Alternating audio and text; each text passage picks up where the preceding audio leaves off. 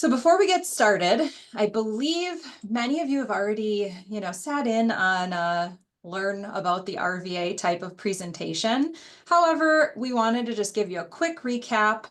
I won't go through that entire presentation, but just a couple of high points for you to remember as you get started with this. So Rural Virtual Academy has been operating a virtual school since 2005. And at that time, we had 15 students. Up until now, we're right around that 2,500 mark of students, virtual school students that we serve throughout the school year. District Connect on the other side of the house, you probably remember we've got those two distinct sides that we serve students through. And that got started back in 2014 and is now serving more than 3,500 students each year. So across those two different divisions, we serve a lot of Wisconsin kids with many, many services that you're going to learn about today. And most importantly, we have worked collaboratively with districts since the beginning. So when RVA got started, we had just 5 partner districts. And through the years, we've seen how important it is for students to have access to the best of both worlds in their brick and mortar school district that they reside in and RVA's virtual school. So we have tried to bridge that divide and partner with a lot of districts to open up those opportunities. Here's our top 5, why do districts tend to partner with us? I already mentioned this one on the previous slide, experience. No need to reinvent the wheel. We've been doing this for a really long time. And most of the people who are working with us, they're really happy. So it's a nice opportunity for districts. We are turnkey, so RVA takes on the heavy lifting for our partner districts. It's a collaboration, but we try to make it as easy for you as we possibly can. Local control, your needs are our needs. You're going to hear a lot of references to that throughout today and how, again, it's that collaboration and we work with you to make sure that you're getting what you need out of the partnership. Fiscal benefits, keeping that funding local. We don't get into that too much today. If you have questions on it, we can always expand, but we'd like to save that for a different meeting. High quality, we value relationships, values, academics, and in that order, no exception is kind of our tagline. So that is not only for our students and families, but that includes all of you as our partner districts. We think it's very important to maintain a high level of rapport with you, and we focus on it in all of our work. So that was my quick rundown of the RVA, the history, and why people tend to partner with us. I think what we're going to do is hop into District Connect first. And I think we've got Taylor with student enrichment. So I'm going to keep driving the slides. Taylor, just let me know when you want me to click on to the next one. All right. Well, good morning, everybody. My name is Taylor Gadates, and I am the Student Enrichment Coordinator for District Connect. So that means that I, in my role, plan high quality, engaging, and fun enrichment events for students that are your students in your districts.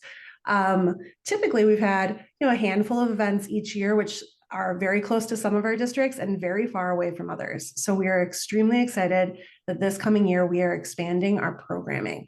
I believe we have 13 different events scheduled for this coming year, offering some of them multiple times in the state and just going from north to south to try to get to everybody. So just a quick overview of some of the events that we have.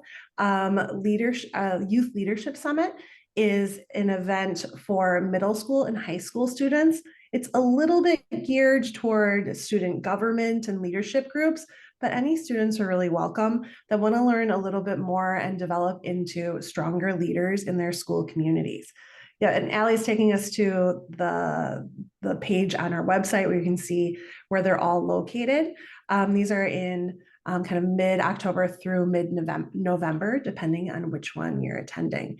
So this is a really fun, engaging day with a lot of competition and collaboration among students at the same school, but also building those connections with other leaders from other schools. The next one, kind of calendar-wise, is Brain Builders. And Brain Builders is our STEM day. And we are trying something a little different this coming year and doing a day for upper elementary students and then middle school students. And we are hosting this one again 3 times, going down kind of the center of the map of Wisconsin. Every year we kind of rotate themes with the STEM day. So we don't have everything solidified quite yet for what program is going to be, but it's very focused on, hands-on activities, discovery, and getting to work collaboratively throughout different experiments and activities and things like that. So that is our STEM programming called Brain Builders. The next one is called Kids in Action, and this is for kind of that upper elementary grade band, which is our civics day. So this is really focusing on helping younger students better understanding what government is and how it works, and then also what their role as change makers in their community could be if they're interested in it. It's a really fun day. I'm always amazed by seeing what students know about government, and also different goals and things that they want to see changed in whether it's their school or their town or the world. It's a really inspiring day for a lot of kids. And this year we are hosting it twice, once at the Capitol in Madison and once at the Oneida County Courthouse in Rhinelander. So getting to that feel of being in a government building and all that is really cool as well.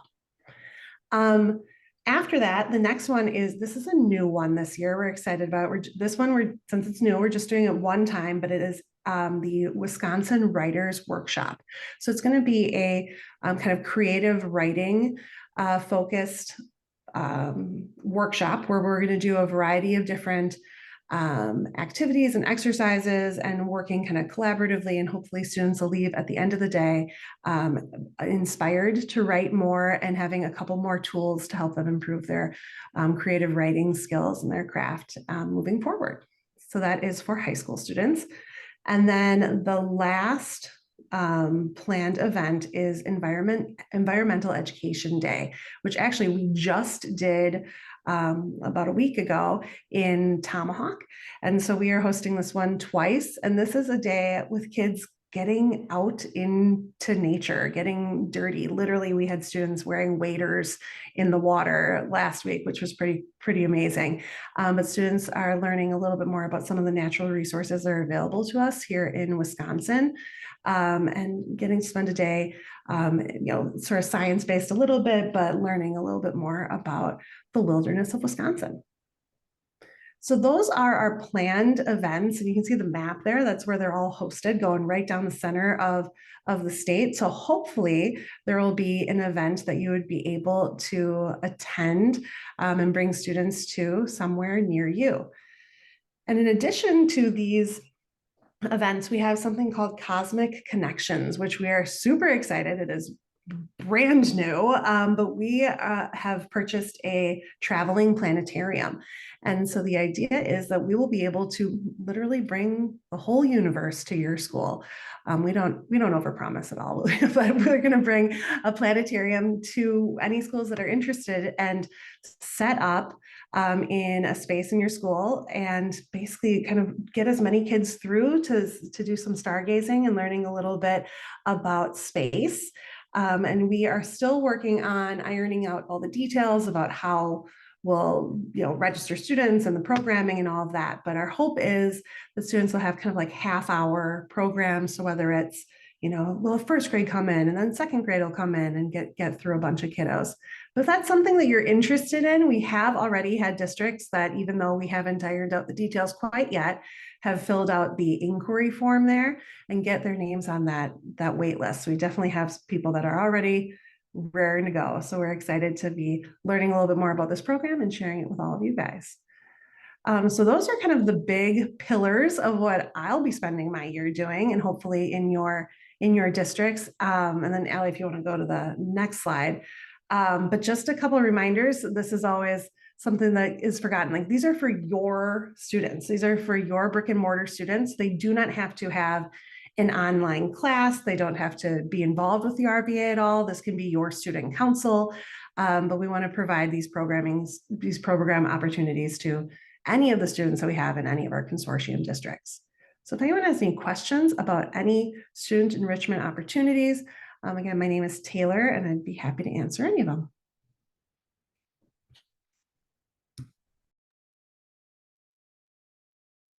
Thank you so much, Taylor. Again, feel free to get in touch with us after, or if you have a question, just throw it in the chat as we work through the rest of the meeting. But I think we'll hop on to our next area of District Connect, and that is with Cassie. Thank you, Allie. Good morning, everyone. My name is Cassie Coolbert, and I am the Educator Enrichment Coordinator for RVA District Connect. I get to facilitate and provide free professional development opportunities for all of our partner districts. So a few things that we have lined up for the 25-26 school year. We have some virtual options that is available to any educator, any professional in our partner districts. We are going to be doing a virtual science of reading book study. We'll be doing the K2 Shifting the Balance book for 6 weeks, and then we'll do the 3-5 Shifting the Balance book for the next 6 weeks. We are hoping to follow those book studies up with some in-person training in February of 26. We are also running a 6-part restorative practices series virtually that will happen after school every other Wednesday. And then we'll do a 4-part Building Educator Resilience series that will happen once a month starting in September. And then we have an AI for Educators event at our Learning Center in Rothschild. That is in person, half a day, just really delving into AI for educators, using AI with students, all the wonderful ethical considerations. So those are things that we have already planned for the 25-26 school year. Registration is open for all of them. Again, they are free to anyone in your district to take those opportunities and sign up for those. We also are really excited for our Growing Connections workshop, which is going to be on Tuesday, August 5th. We are holding it at our Learning Center in Rothschild. Free PD for anyone in your district. Lunch is provided, and we're spending the day with Trevor Muir, and I'm actually going to let Trevor talk to you about what's coming up. Hi, my name is Trevor Muir, and I'm an educator and author from the other side of the pond in Michigan. And I'd like to invite you to join me on August 5th at the Growing Connections Conference near Wausau. This is an awesome conference, and I am so excited to be a part of it this year. We're going to celebrate our passion for teaching and learning and all of the good work you do as an educator. And we'll discover more ways to connect with and teach your students.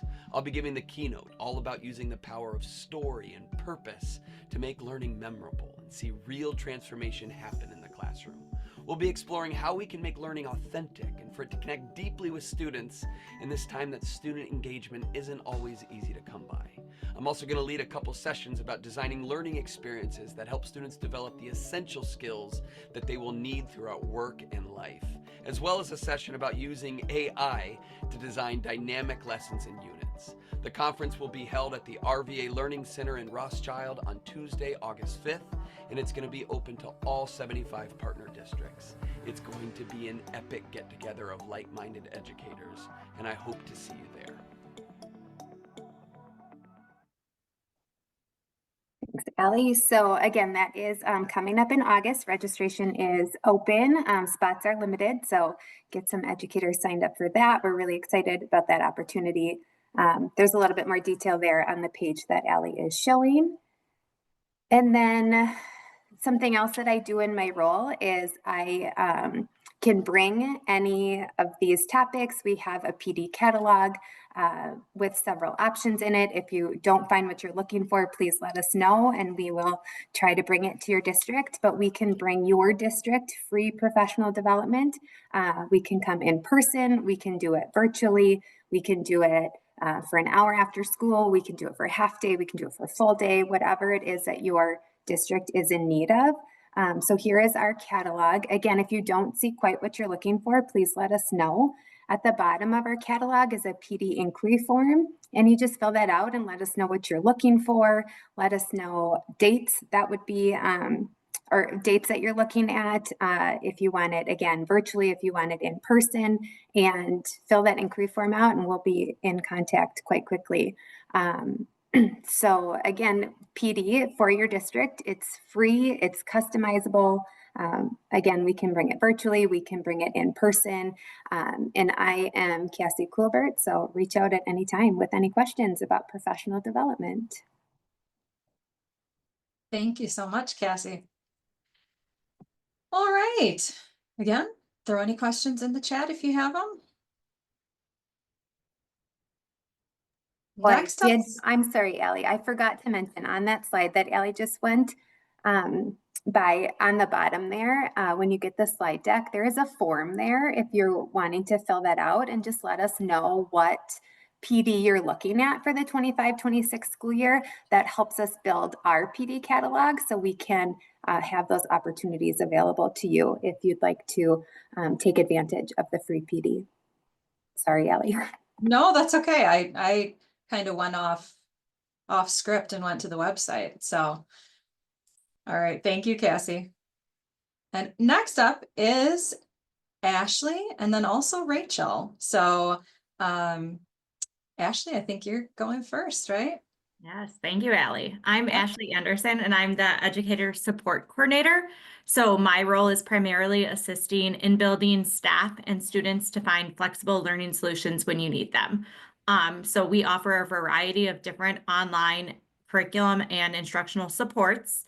So through our services, you have access to more than 1,000 courses with different flexible oversight options. You can request for an RVA teacher or a statewide teacher to oversee course content, but you can also oversee that course content locally with some of our solutions.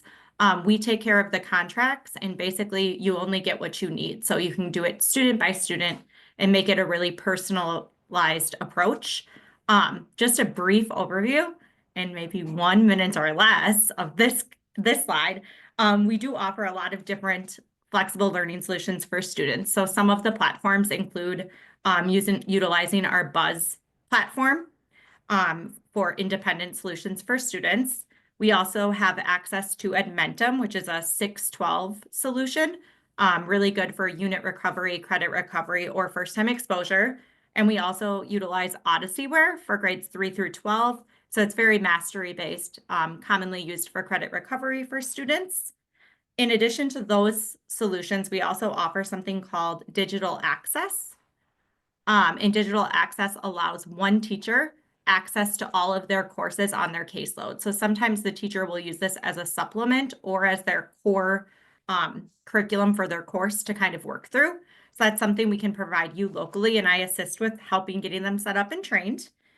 Students in District Connect can also join RVA live courses based on capacity, up to 2 of those. So if you're ever in a situation, we can certainly look into that option for you.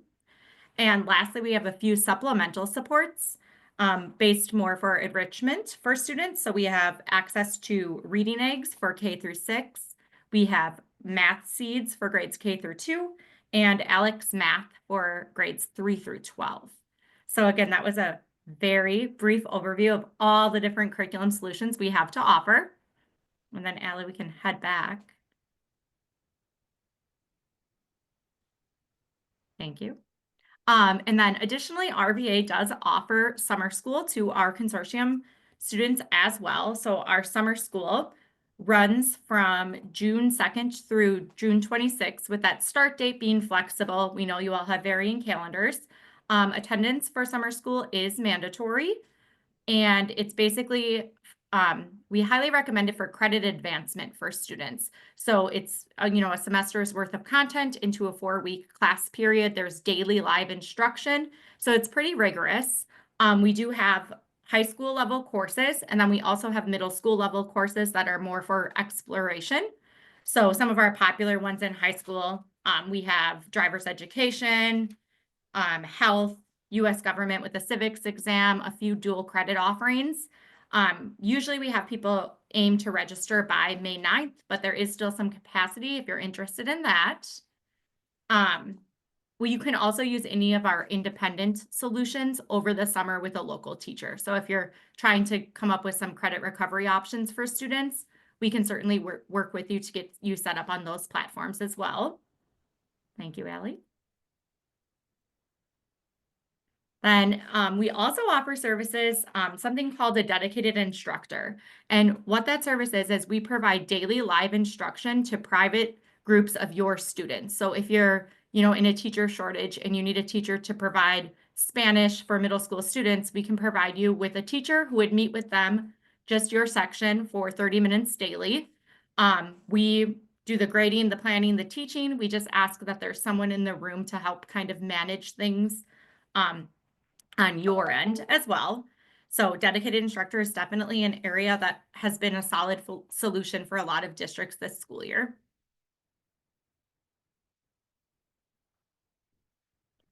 And we do have a great educator who provides EL instruction through our Language League program, which is 30 minutes of live instruction for those students daily. We focus mostly on newcomers, so students scoring 1s and 2s on the access. And new next year, we are going to be offering some independent oversight for EL students. So again, if you're interested in that at all, please reach out to us. A few of our platforms, like Edmentum, is now beginning to have access to some courses as well for EL learners. So if you're interested in exploring those pathways, just let us know.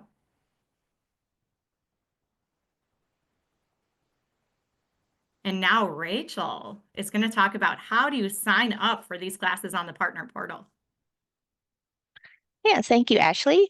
So my name is Rachel Wellman, and my primary role with District Connect is to process any requests for these services that you might have. So Allie has us taken out to this partner portal website, which is kind of intended to be your one-stop shop with lots of information about the RVA. So you would just select your district. Allie, maybe if you want to just pick, say, Adams Friendship, one of our new partners, it should be still blank, but these are live, active. They're ready to go if you are interested in signing up for any of the services that Ashley did talk about. You can see we got a lot of different options. If you're not sure which one to choose, definitely reach out. We're happy to help get you started. Allie, I don't know if you want to click on a sheet, maybe say buzz so they can see an example.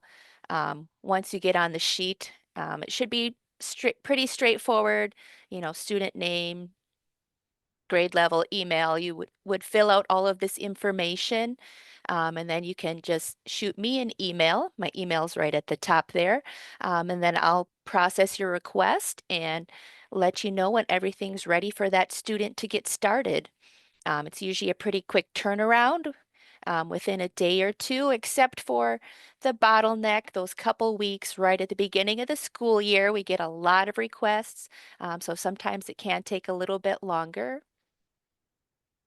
Um, so I don't know if you want to close that spreadsheet, Allie, but there is a sheet for signing up for each of the different services. Further down, there's just information about billing, attendance, student schedules, and just other helpful RVA links.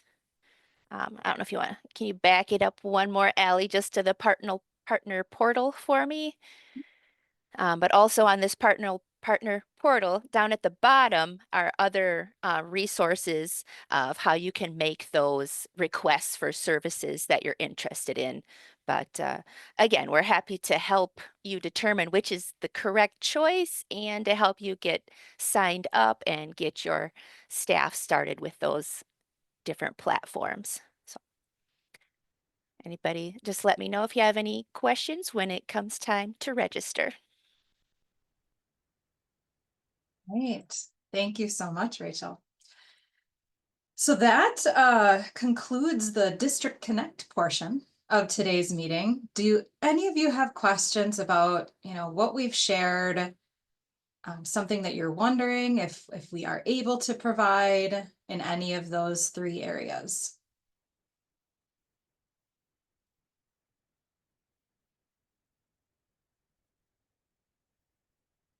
giving it an extra long, awkward minute just to make sure that you feel comfortable typing it in if you'd like. There we go. That's a We'll just- really great question. Yep, and I was just gonna say, we'll talk about that, like for students that are in the full-time virtual school here when we transition into that. So we'll just wrap up District Connect, and then we'll definitely be talking about students with IEPs in the full-time virtual school and how that works and who's responsible for what in just a second. And Crystal, just to make sure, are you referring to the full-time virtual school students or any of your in-building students who might choose to? Okay, perfect. Yep, great. Well, I am assuming then that we don't have any other questions for the District Connect team, and we are going to head over to our full-time virtual staff to cover the enrollment journey for a student. Hi, everyone. I'm Angie Hedis. I'm one of the enrollment secretaries here at the RVA for the full-time virtual side of enrollments. And here is a journey of the enrollment, how an enrollment application would be processed. We are just going through the spring open enrollments have closed April 30th. So now we're working on, after the Metford School Board meeting in late May, we will be reaching out to families with the online enrollment applications for the 25-26 school year. And the first step is we would have the family complete the online enrollment application.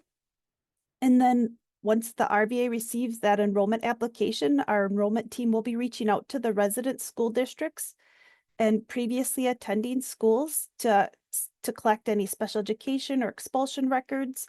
And for high school students, we do request a copy of the transcript or schedule information. And then once we receive that information, if there are special education records included, the RVA special education team will be reaching out to those families to ensure that that we're able to meet the students' needs that are wanting to enroll here at the RVA. And then once we go through that process, then the enrollment application goes to the RVA administration for review and approval. And then we do have, if the enrollment's approved, well, we'll reach out to the families, but then if the enrollment application is not approved with the RVA, we will be reaching out to the school districts, your resident school districts, to you. If your students aren't being approved with the RVA, we will let you know that. And then the enrollments do move to the secretaries that would be processing the enrollment, and the student services team would be working with the families and students and building the schedules and arranging the orientations with the RVA. So let me know if you have any questions of the enrollment process, as that was just a brief journey of how the enrollment application is processed here at the RVA. And I think Jen will be talking next with the WISE data information. We have a question in the chat. What would be reasons for denial? If the reasons for denial would be if there's an expulsion and it's for safety reasons for other students, you know, if there'd be a safety concern here at the RVA, if the student is credit deficient and our on-course program would be full, so capacity levels would be some of the reasons why we would deny the student enrollment here at the RVA. Yeah, and I would just add, denial reasons are pretty rare, you know, but it is really like what Angie said, and then also capacity issues, you know, for once our full-time virtual school is full, then we do have to deny those enrollments just because of capacity issues and the students go on our wait list.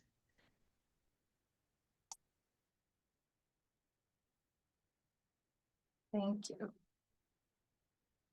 All right, we'll hop on to the next slide, but certainly feel free again to post those questions in the chat if you have any about this.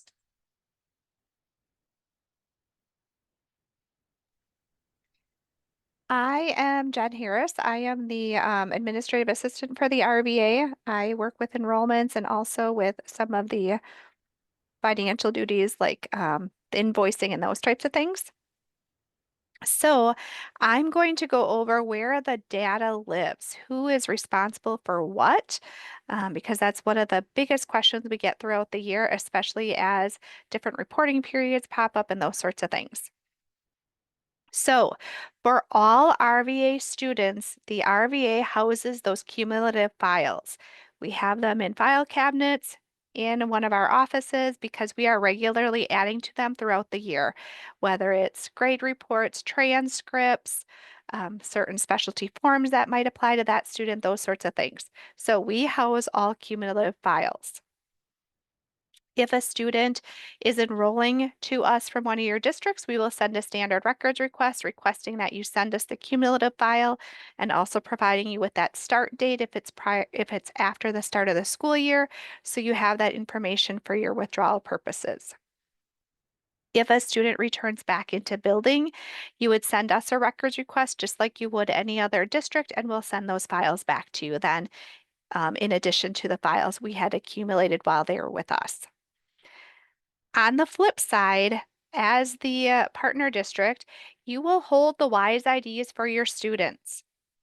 If you have been with us for a number of years, you may note that this is a change. It is something new that we are doing with DPI to really help streamline things, make reporting a lot easier, less confusing in all areas, and make all of our students essentially the same that are coming to us from partner districts. So you will be holding the WISE IDs for your students. You will take care of all the WISE data reporting, all the federal and state reporting.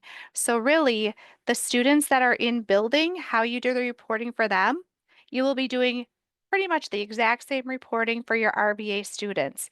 The only difference is they're not actually sitting in a desk in a building. Instead, we are providing you with the data and you pop it into your student management system for the reporting component. So we'll be providing that information to you periodically throughout the year, so you're all ready to go when it comes time for those various different reporting components. You will be including these students in your pupil counts. You will get all of the funding for these students, and then we will invoice you for our services once or twice a year, depending on if you are an affiliated member with a one-year agreement or an invested member with a multi-year agreement. You will maintain all of your SPED files. You will house those. You do not send the special education files to us with the cumulative file. You only send the cumulative file. You keep the special education file in your resident district. Now, when it comes to roles, as the RVA, we are going to be mailing transcripts and grade reports to the families. We tell our students that if they need a transcript, they should be contacting us to request it through our parchment system. That is not something they should be requesting from you. We provide that part.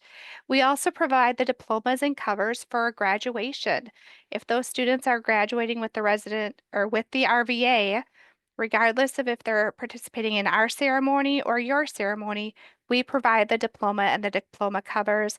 We will make sure you have them in time for your graduation ceremonies. We provide you with all the registration information. So you have all the parent contact information, student demographic information, all of those sorts of things. We'll provide you with a list of students prior to the third Friday in September and second Friday in January, so you know exactly who you should be including on your pupil counts. We provide the schedules, course, and teacher information so that your transcripts can be up to date and also so you have the data you need for the reporting component. We provide grade and transcript information. And we also provide weekly attendance records. This is something that we started new this year. We've changed how we're reporting attendance to you. Now, our sole purpose for providing you with attendance records is for you to have that data in your system for state reporting purposes. That is the only purpose for the attendance records we are sending to you at this time. I know this is a new thing, so there may be some questions with it. So any feedback you have on attendance, we would love to hear it because it is a new process and there may need to be adjustments that we make to our process to make it easier on your side of things. As the partner districts, it is your responsibility to maintain the records for transcript and reporting purposes because you are doing all of that side of things. And we also ask that you attend our enrollment and student management presentations that we provide usually about this time of the year so that we can provide you with updates, changes, and those sorts of things so that you're not getting these emails and then not knowing what to do with them. Does anyone have any questions on this information?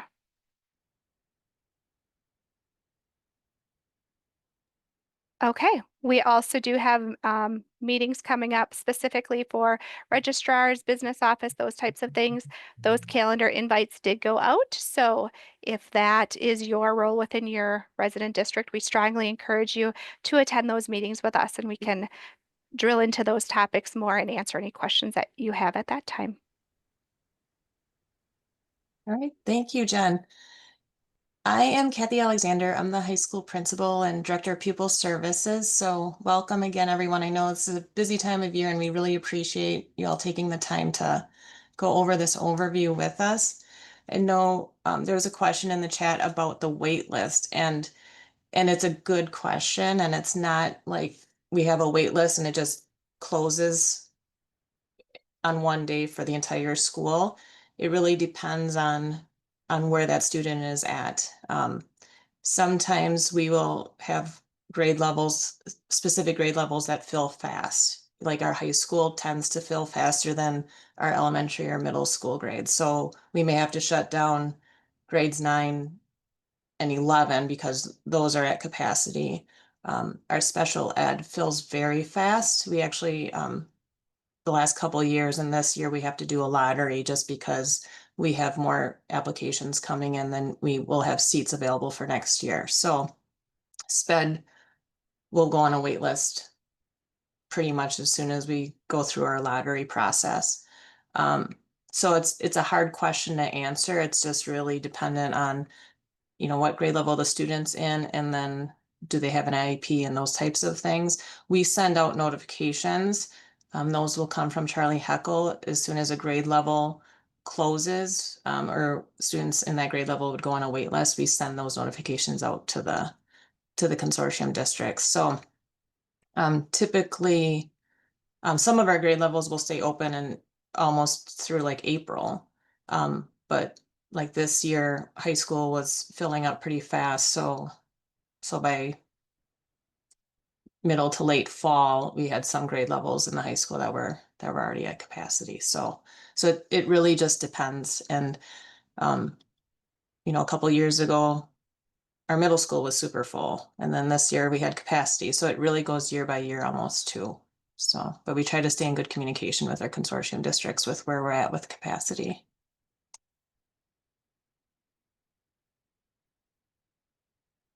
And then I will let Jenna Versh also introduce herself right now too. And we're going to be talking again about the full-time side of the RVA, now the full-time virtual school. So Jen, you want to introduce yourself and you can start talking about elementary and middle school options?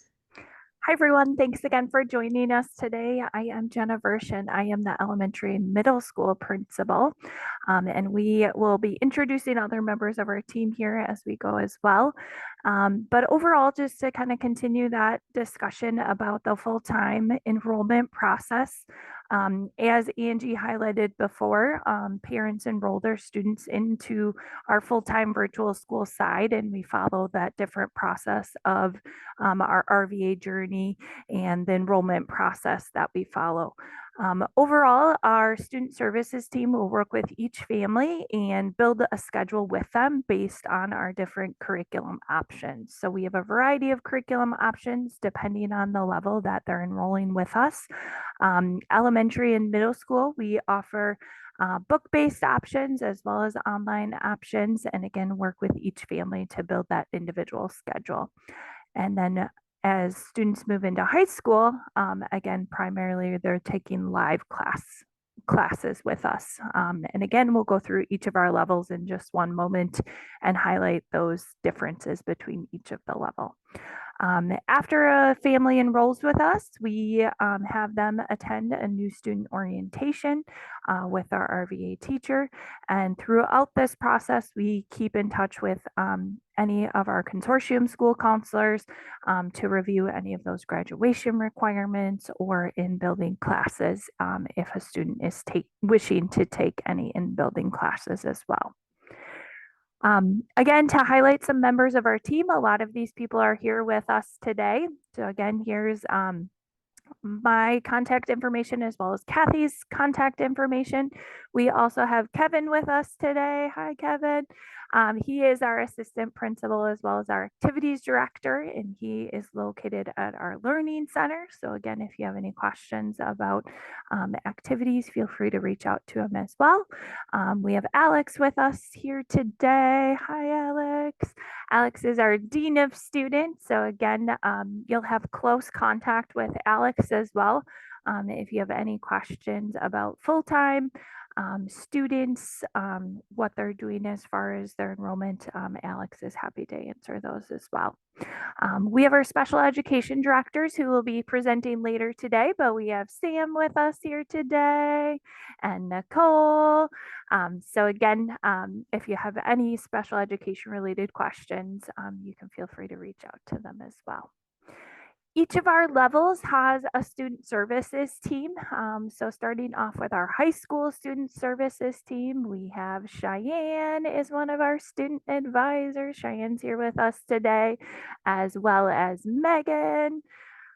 Hi, Megan. And Jeff. So again, you can see under each of their contact information, they handle schedules for different last names of students. So again, if you have any questions about any of those high school students, they are happy to help answer them as well. We also have a high school special education coordinator. Jill is with us today. Hi, Jill. So again, if you have any high school special education related questions, Jill, you can definitely reach out to Jill with those, as well as Kelly Williams. Kelly Williams is our on-course coordinator. So hi, Kelly. Thanks for joining us as well. And her contact information is there as well. And I just want to add, because most of our new partners don't know what on-course is. So that is at our high school level for students who may meet eligibility for being considered at risk, or students who may have different struggles and things and have challenges and maybe at risk of becoming at risk. And so Kelly and her team of teachers work with those students to help get them back on track towards graduation. Excellent. Thanks for adding that in, Kathy. Here's our middle school student services team. So we have Tony here with us today. Tony, again, is our middle school advisor and coordinator, and she works alongside Amanda and Amy as student advisors. So you can see, again, we schedule by last names of students. But if you have any questions related to middle school students, their team would be happy to answer those. As well as our elementary student services team. So again, we have Allison, Becky, and Katie.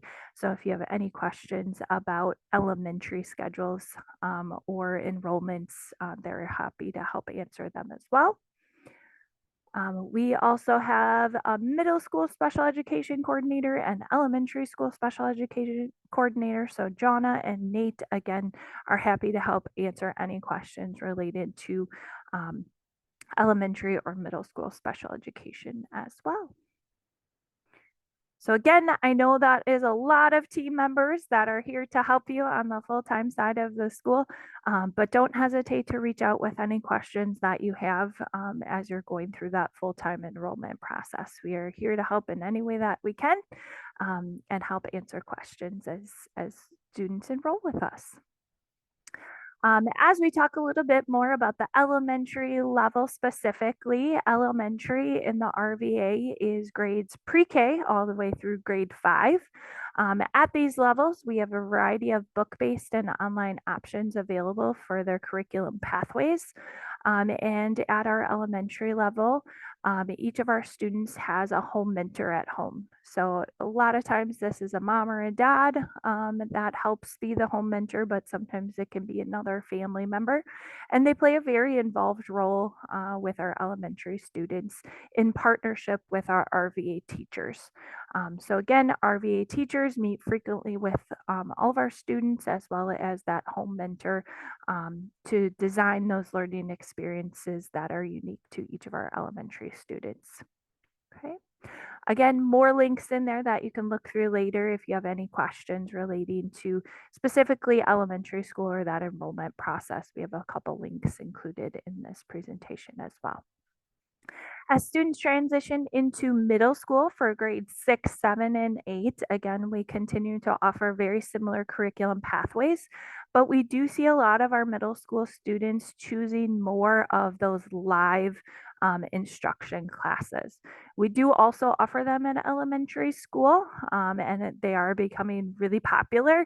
But as students get into middle school, we definitely see more of them taking those live classes as well as live class electives. And again, that just prepares them for those live class options as they head into high school. We do still offer some book-based curriculum pathways as well, but each student in our middle school also has an RVA homeroom teacher as well as their home mentor, and they may have a variety of teachers depending on if they're enrolled in live classes or if they're taking more of those individualized instruction option as well. Okay.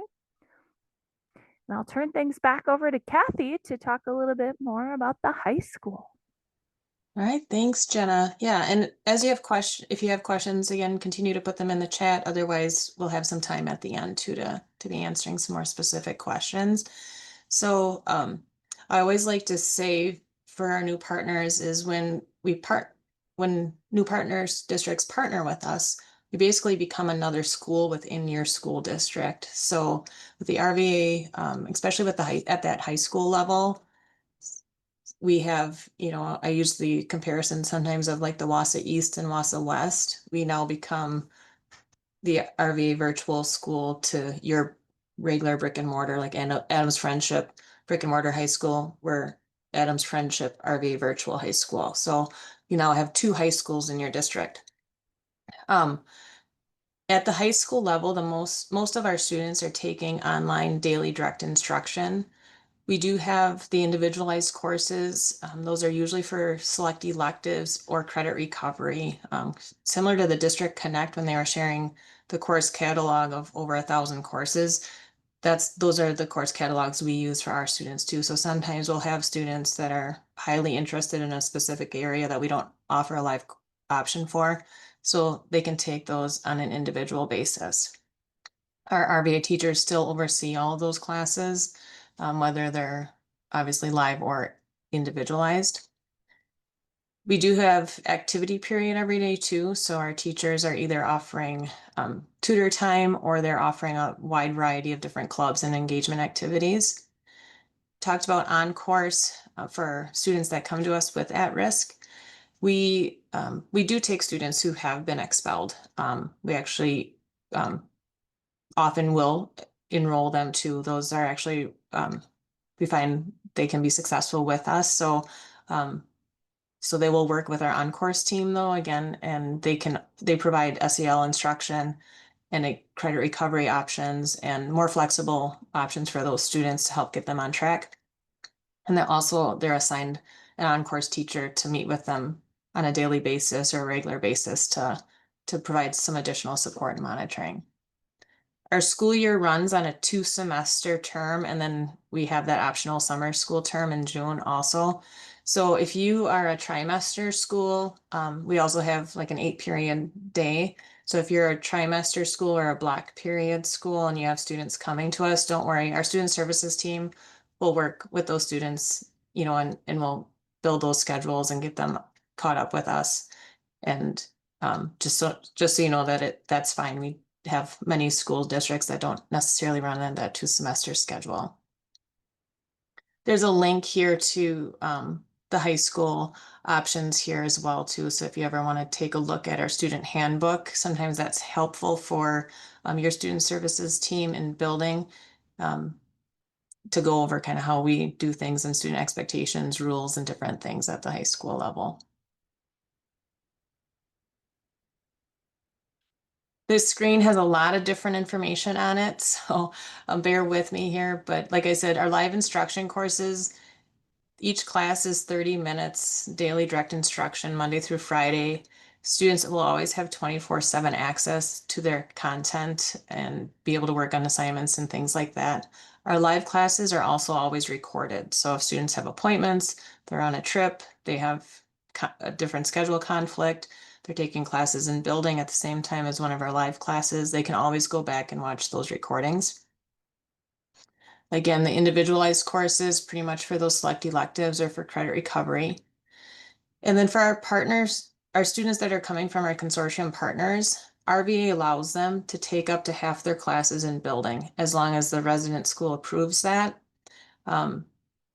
If a student that's enrolled into the full-time virtual school wants to take classes in building, all the in-building rules apply to that student. So just so you know, if that's going to take place, our student services team is going to connect with that student and family, and then with your school counselors to work on building our schedule around your in-building courses and making sure everybody has that information so the student schedule is accurate and everyone knows where that student's at.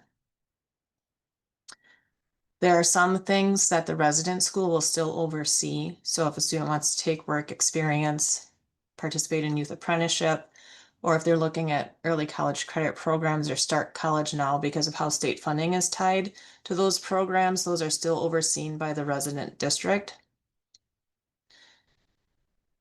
We offer a FIED equivalency. So if a student is doing, say, WIA basketball in your district, we can offer them a FIED equivalency for that. We have some students that are in rodeo or doing different things that aren't necessarily a school sponsored sport, but it's an organized, recognized sport that we'll allow them to get FIED credit for. We actually have one student who just yesterday we found out maybe qualifying for the Olympic archery team. So obviously she would probably be getting FIED credit for all the time she's spending with that. And speaking of WIA sports, because you're now a partner district and those students are still remaining students in your district, they are eligible to participate in WIA sports in your district. If they're doing that, again, they have to meet your athletic code and remain eligible to participate in those WIA sports. So as we become more familiar with our partnership and get to know each other, we will share with you like how do we monitor grades and things like that for those athletic eligibility. So just know that we work with you on that. Our students can also participate in co-curricular activities in your resident district. Just the one thing that every now and then comes up, RVA has our own chapter of the National Honor Society. So sometimes a student will be taking a couple buildings and classes in building, and then will apply for your National Honor Society. Just know they wouldn't be eligible because they're a full-time RVA student, so they should be applying for our chapter. And we communicate that with our students and families the best we can, but that's just something to kind of make note of. In the RVA, we do progress checks every 4 weeks where we're monitoring students' grades, looking at if they're attending their classes and how they're doing. If students are getting an 80% or higher and doing really well mastering the content, a parent can request flexible attendance, and that would result in the student having optional attendance, so they don't have to come to those live classes every day, and there's communication with the home mentor, parent, and the teacher saying, yep, we're in agreement, the student can work more on an independent level with those classes. The progress checks also determine academic probation. So if students failing 2 or more classes, or if we have a senior that's failing 1 class that's needed for graduation, we would likely place them on academic probation. We send the family a warning letter. We send the resident school a warning letter. And then by the next 4 weeks, monitor where they're at if they're still struggling, throughout, our teachers and our student services team are in communication with those students that are struggling. But if by the next progress check, they're still struggling, we put more intensive oversight on them and support. And then by that next time, we start having those contacts and communications with the resident district of whether this is a good fit or not, and if we may have to consider remanding them back to the resident district. I put a little note on there with the attendance reporting, and Jen mentioned that too. In the virtual school, we don't have compulsory attendance laws we have to follow, but we have a law called failure to participate. So even though a student might not be in full attendance with us, we can't terminate their enrollment just based on that. Failure to participate has a few different factors we have to consider for that. So just know, like, you won't be responsible for issuing truancy or anything like that on those attendance records. We would be issuing failure to participate on those students that are struggling. I also put a little note on here. When you first partner with us, Charlie Heckel sends out a spreadsheet for your district contact information. We ask that just make sure that's kept up to date. So whoever wants to be receiving those notifications of academic probation get the, are on that list so that we're all in good communication with that. And just, so Sadie asked a question about like curb cheating. So we have, like, in our handbook, we have steps on there that talk about academic dishonesty and different things. So kind of go through it. I'd say it's probably pretty similar to how districts handle it in building too. Obviously, we're going to be meeting with that student and the parent, and then making a plan of what's the appropriate discipline and consequences for that, and then working with them to avoid that. So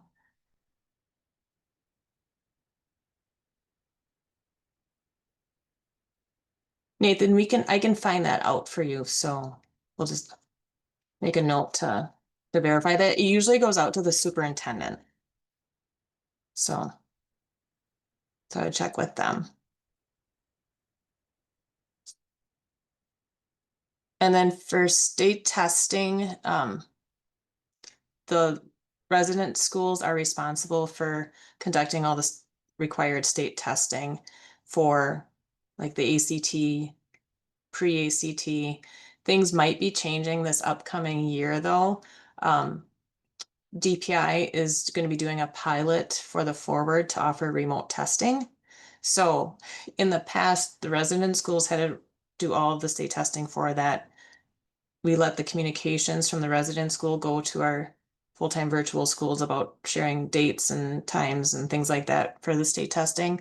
It might be a little different though for next year. If we are able to do the remote testing and DPI allows us to test all students remotely, we might be able to take the consortium students. So we're still up in the air on that, but we'll keep you posted.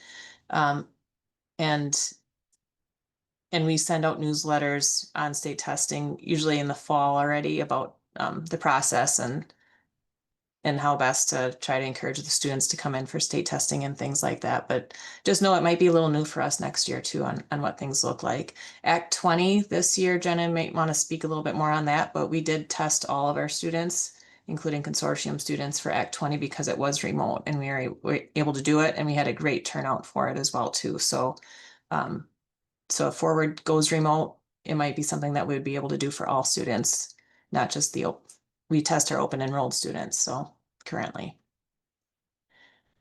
Technology, all of our students in the full-time virtual school are able to get an RVA issued Chromebook, so the local districts do not have to provide technology for our students. We provide the technology.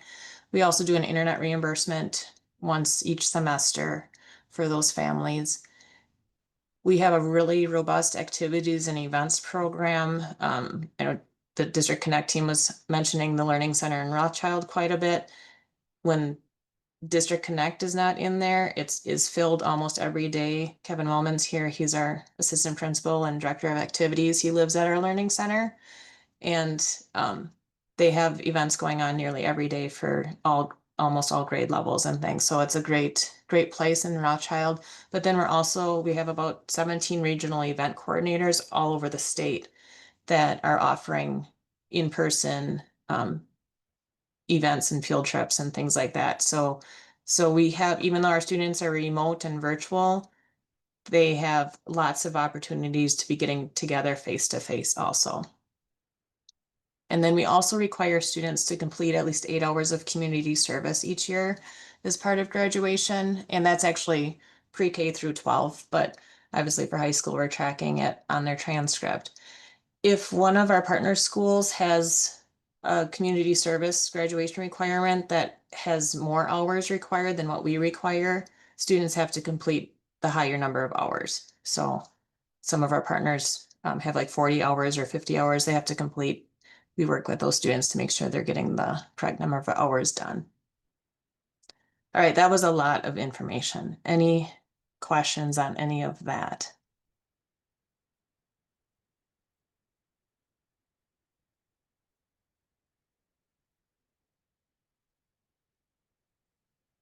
This is a nice resource, and Sam and Nicole are going to be talking about special education here too, but it summarizes a lot of the shared responsibilities with our districts and of who's responsible for what regarding like state testing, graduation, special education, athletic eligibility, in-building classes, all those, if a student in the RVA wants to go to your prom, they're technically in a different high school. So now they would be doing a guest form to come to your prom if they want to come to their prom at their local brick and mortar high school, things like that.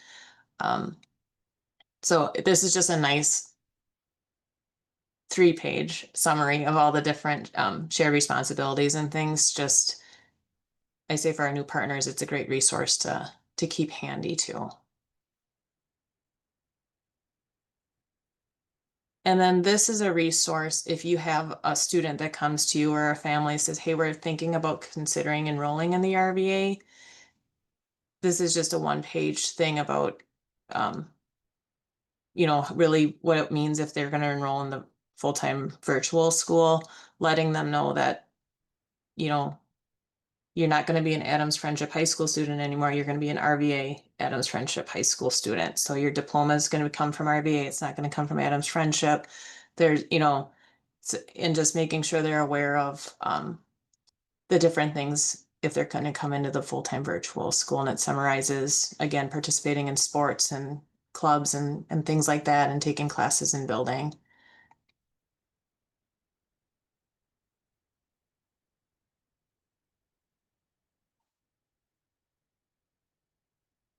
Yes, and we will definitely be sending a copy of the slide deck. There's a lot of links to great resources in the slide deck too. Some important graduation information. Again, we really want to stress that RVA issues the diploma. We had one district a few years ago that also issued their own diploma to the students because the students were walking in their graduation ceremony. And then one of those students decided to roll in the military and submitted both of their diplomas to the military, which is a little bit of a red flag. So make sure if they're enrolled in the full-time virtual school, you do not issue the diploma. RVA issues the diploma they're graduating from the RVA high school. For students that are enrolled in the RVA from a consortium district, they follow the consortium district's graduation requirements that are listed in district policy. This is often different than what is in your course guidebook that you're giving to your high school students in building at your local high school. District policy graduation requirements are usually very general. They just say like 4 credits of English, 3 credits of social studies, rather than listing the specific courses that students need to meet. And with partnering with 75 districts, we really need to follow the district policy and keeping things a little bit more flexible and open, just to make sure we're meeting those graduation requirements, but allowing the flexibility for us to make sure we're not trying to match all those different courses and things like that. But our student services team does a great job working with your student services team to match it as closely as possible. There's going to be another slide on this in a little bit, but we do ask new partners to meet with us in June, just an individual district by district meeting to go over those graduation requirements. So everyone's on the same page with what that's going to look like. So that's coming up in a little bit. And if you ever make changes to graduation requirements, we go through all of our district graduation policies in June to review them and check for any updates and things like that. But it's always helpful that if you make any changes to reach out to me and let me know so that we don't miss anything and we don't have a senior missing something last minute, things like that. And students can choose to walk in either your ceremony or in our ceremony. And then we do issue our own academic and technical excellence scholarships. Students, once they're enrolled in the full-time RVA, they shouldn't be considered into your brick and mortar school's class rank, GPA rankings, things like that. Again, we're a completely separate high school, and so they shouldn't be in consideration for your brick and mortar academic or technical excellence scholarships. They may be eligible though for your local scholarships. So if you have local scholarships that say a graduate of, again, I'm picking on Adams Friendship, but Adams Friendship School District, they would be eligible. A lot of the sponsors might say Adams Friendship High School. Well, now you have another high school in your district, and a student may come to the RVA their senior year because of a medical need, but they have been with you throughout, 3.5 years of high school, and that sponsor still wants to give them that scholarship. So just know, we always say, reach out to your sponsors, let them know that we have another high school in here. Would that student still be eligible? And again, that's all local decisions and up to you. So just things to be considering. Any questions on graduation?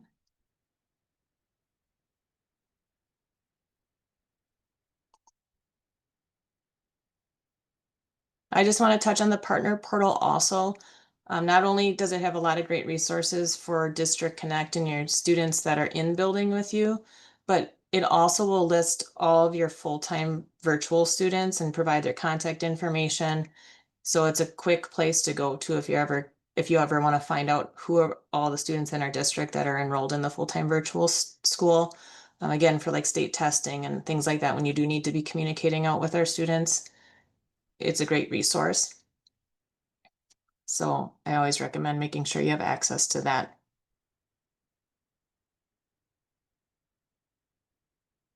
And then learning centers, part of our engagement credit, which we will get into more detail down the road, but what we find is if a student is placed on academic probation, our partners are always great to work with, and they're like, hey, what can we do to help support these students?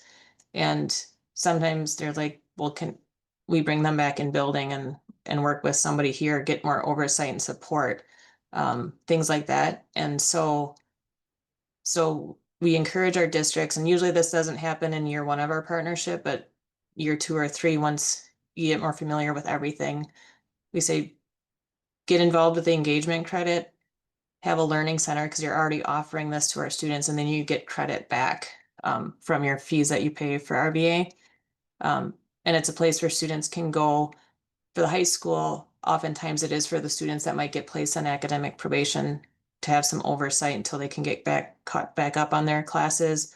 Or it might be a bridge to say, we're gonna have them come to Learning Center, finish their courses or finish the semester out here, and then they're gonna come back in building for second semester. So just kind of a transition thing. Or it might be a student that's coming into RVA, but you want to have a little bit more oversight before they come full time and say, okay, well, come to our learning center, start taking your classes with us. We want to make sure it's successful.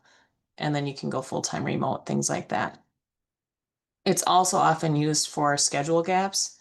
So if we have a student who wants to take band in a shop class and you have an hour gap in between those 2 classes, it's a place they can go work on their RVA classes rather than leaving campus every time they have to, the class ends and then their next class starts. Our learning centers can also be used for connecting with our families that are in the full-time RVA. So sometimes elementaries, the schools will offer different speakers, or even, at really any level, but activities and crafts and fun days, and just inviting our full-time virtual students to those different activities to help keep them connected to their local school. So just know that just because they're coming to the RVA, oftentimes our local districts are still helping support those students. And if you're doing that, you should get a credit for it. So I got a question on AP courses. We actually had been offering AP courses.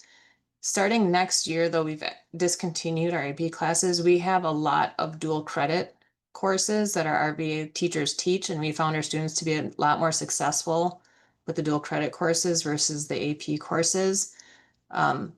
So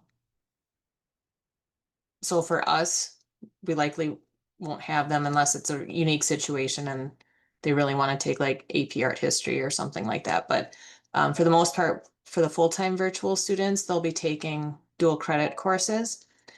And then say for District Connect, though, the state network does have some AP options. So if you have kids in building that want to do AP classes, that might be an option if you don't offer those in-house.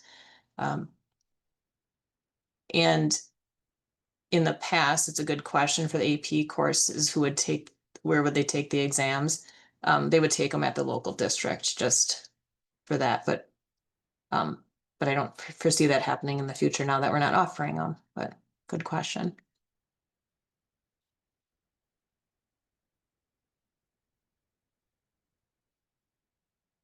Yep, and then I am going to turn it over, or I should say, before I turn it over to special ed, because again, I feel like I just threw a ton of information out there.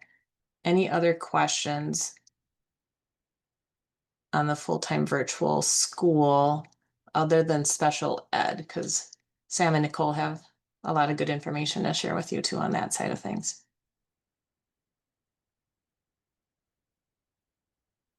All right, then I'll turn it over to Sam and Nicole to talk about special ed in the full-time virtual school. Awesome. Thank you, Kathy. So my name is Nicole Wolf. I am our Assistant Director of Special Education, and we've got Sam here as well. She's our Director of Special Education. I'm going to go over with you some of our information about what RVA does for special education students and then what our partner districts do. There are some complexities within that, so Sam's going to go over that. Just know that we are here. We understand this is a new and complicated process, so Sam and I are absolutely 100% available when you have questions. You've likely already even received an email from her hoping to meet with you and just go over this process, or for whoever is the special ed representative within your district. So to kind of kick things off, on an overview, I'm going to start with that red box there. From the RVA side, we are going to be scheduling and sending IEP invitations and taking care of the bulk of the IEP meeting information. Okay, I'm going to kind of jump back and forth between that and the pink box to the right. While we do the main work for the IEP, your district is responsible for the reevaluation and the evaluations. Okay, we will work with you very closely throughout that process, so you are not alone. We will help you get set up if you need to do student observations, all those things that we need to work through. We're going to be here for you. We'll make sure to communicate that with you. We will write PTPs and progress reports, and everything that we do is getting shared with your district. Okay, so you are still responsible for holding that special education file and all of the paperwork, but we will complete it and send it your way. Our special ed teachers, every special education student is assigned a special education teacher, and those teachers send out an email at least once a month to someone in your district. So once we have a new special education student who's going to start with the RVA, you will likely get an email, or whoever is your special education secretary or your director of special education, someone from your district will get an email from me, and I will ask for a representative from your district who's going to receive that information. And so then monthly, they'll get an update on how that student's doing, and that just really is a great way to open the communication between us and you. We also will complete any of the SOP information and complete that prior to graduation. All right, so I see a question about what IEP software we use. So we currently are using Go Idea, but any of that information we are able to share with you. So if you're completing the evaluation paperwork, you can send that to us. We'll upload it and send you everything back. We work really well. If you are a school that uses Go Idea, then there's a little bit more flexibility in sharing some things, but those are all things that we will work through with you. On the partner district side, we do ask that you case manage any students who are speech and language only. You also will be responsible for providing any of those therapy services. So occupational therapy, physical therapy, speech and language therapy. There are some districts who have special agreements with us and can contract with us for those things. And so those are things that you would work out with Sam. You also will be responsible for managing and developing any 504 plans or EL plans and access testing. So that is, I know that's a lot of information. Just know that Sam and I communicate that with you, but I'm going to turn it over to Sam to just go over some of the complexities and what that really looks like. Yeah, thank you, Nicole. So as Nicole shared, this is a very complex process, and we'll be walking really closely with you all as we kind of navigate this for students in the RVA. So the special contract for the speech services, that it's really part of our District Connect side, and we charge our districts back at like hourly rate for those services. So there's no 660301 agreement with those specific things. I see that question in the chat. That's really just something that you set up with me if you are not able to provide those services and would prefer that the Rural Virtual Academy does. Now, it does also depend on our capacity. We provide those services for some districts, but that kind of varies year to year depending on where we're at in terms of hiring for different related service areas and what our therapists have in terms of capacity. But yes, contact me after the meeting or call me anytime and we can talk about those things in more detail. So there is a link on the bottom of this page. You will get a copy of the slideshow, and that references all of this information in detail. So you'll be able to go here anytime you want. If you kind of bookmark this page, if you're a special education director, you can reference that and go there anytime. And then we'll be able to reference some of that good information that Nicole went over about like who does what in terms of those RVA services. Thank you for putting that in the chat, Kathy. So if you go back to the slideshow, there are some complexities that Nicole had referenced. You have a RVA school within your PTP system, and so our teachers will request access to your system. So I know sometimes that goes to the superintendent, sometimes it goes to the special education director. If our teachers are requesting access and not getting that access granted, then I'll reach out to the special education director to try to get that managed so that way they can get in and finish those PTPs for those RVA students.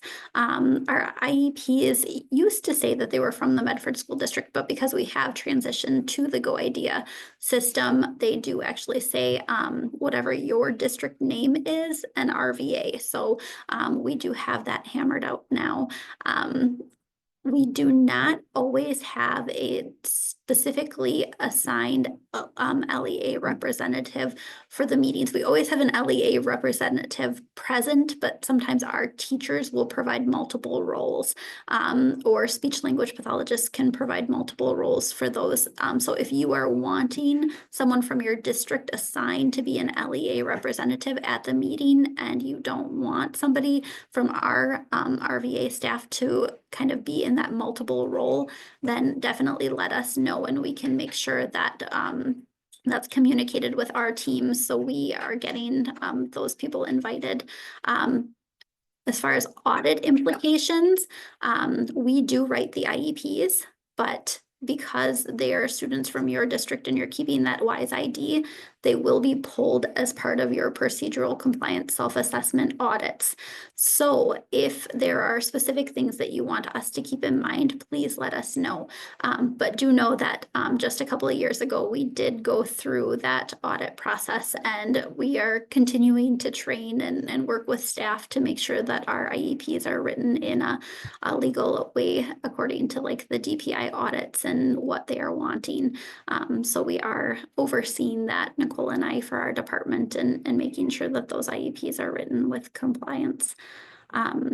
We do ask, because we have so many districts that are partners with us, that we keep things a little bit less complex, that you have one staff person that we send information to for each student. So for example, if you have a kindergarten student and a ninth grade student that are joining the RVA and they both have IEPs, you can have a different person assigned for that kindergarten student than you can for that ninth grade student, but we'd prefer that you have one contact for each child that's enrolled in special education, and then our special education case manager will make sure that they are getting them copies of the IEP, invitations to that IEP, involving them in the process of scheduling, but they will have that one contact. And the exception to that rule is students who have multiple team members. If a student from your district joins us and they have OT, PT, and speech, and you have a district contact because you want a special education teacher involved, then that is fine. We will invite all of those required team members to that meeting and communicate with all of them as part of that student's team, and they will all get that monthly email communication that Nicole had referenced. That is a ton of information in one little slide. So please let Nicole and I know. Does anybody have any questions?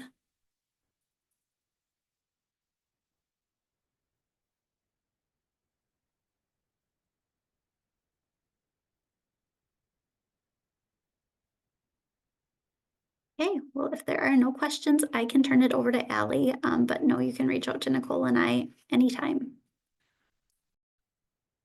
All right, thank you so much.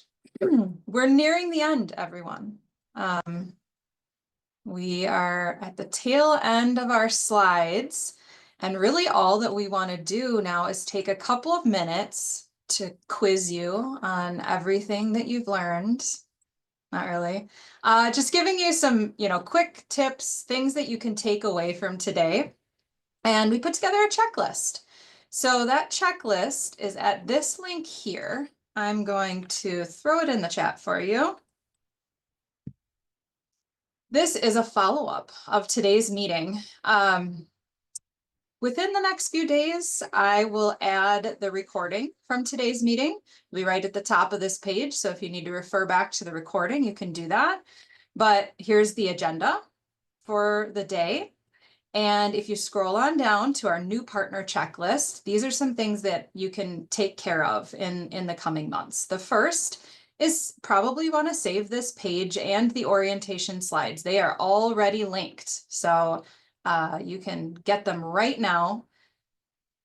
And the next is to send someone to the school registrar and business office orientation. So again, that's linked right from this page. So it's really beneficial to have someone in attendance at this meeting.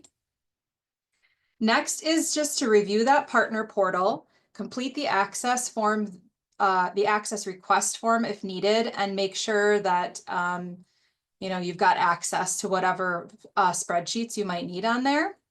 Also from the partner portal, updating your district's contact sheet. So Rachel mentioned this pretty briefly when we went through the partner portal, but we've got these 3 big red buttons. This is the contact list and email opt-in. So that's where you can take care of entering all of your district contacts. And we have a whole bunch of categories, and we just ask if possible for some of those email opt-ins that try to have someone from your district on each of those categories. Next up is to familiarize yourself with new student enrollments and send interested families to that RVA enrollment page. Again, it's linked right here. Schedule a 30-minute meeting with Kathy to confirm high school graduation requirements before June 30th. Still needing to do that, Kathy, or are we gonna go? Yep, I'll be sending out invites to each of the new partner districts, and just, June seems to be a little bit more open time to meet with people. So I just ask you to send me a couple dates that work for you. And again, it's usually 30 minutes or less, but just to go over those graduation requirements and make sure we're setting up our shared students successfully. Perfect. Then the last, if you haven't already met with the District Connect team, the team would love to meet you and just get a little bit more dive into, what you're doing with your online learning, student enrichment, and PD initiatives now, and see how we can help you. So just want you to, we might be in touch anyway, but if we're not, feel free to get in touch with one of us and we'll get something started. The bottom of the page here, if you couldn't find what you needed in today's meeting, can contact any of us, or you can fill out this form right here and we'll route that question to the proper person. And with all of that being said, when in doubt, call the office and they will get you where you need to go. We will get your questions answered. Oftentimes districts will say, oh, I don't wanna, I feel bad calling the wrong person. That's okay. It's a complex operation that we have going here, and we're happy to send you on to whoever you need. And as time goes on, you will learn the person you need to go to for a quicker answer to those questions. But until then, we're here for you and we'll help you out however we can. Any other questions?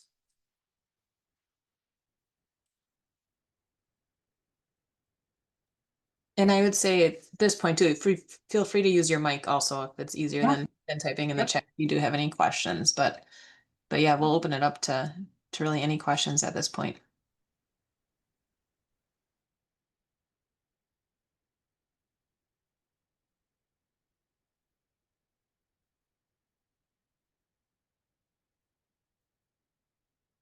All right. Well, I don't hear any immediately. So RVA staff will plan to stick around in case, you want a little quieter room to ask your question. We're happy to do that.